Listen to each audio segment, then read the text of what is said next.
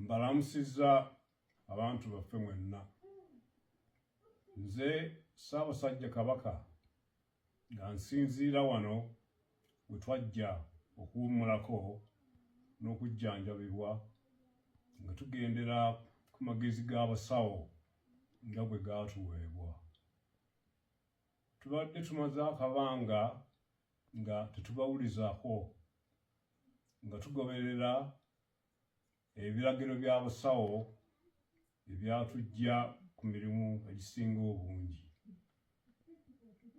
Embeera y'obulamu bwaffe egenda etereera era tusuubira okudda ku butaka mu biseera ebitali bya wala nnyo.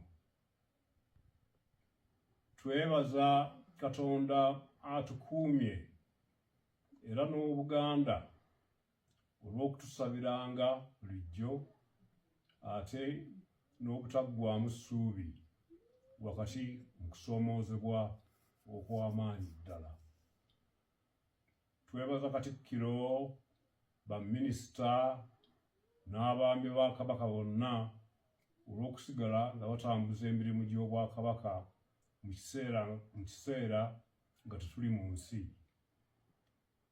Ebigenda mu maaso byonna tubigoberera era twebaza Obuganda olw'obujjumbize mu mirimu gy'Obwakabaka. Twebaza abantu baffe abagoberedde empisa, obuwangwa, ennono n'obulombolombo mu kiseera kino ekizibu ddala.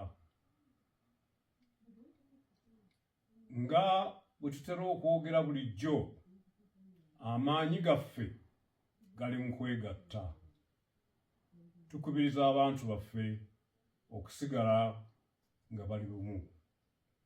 Mukama abakuume.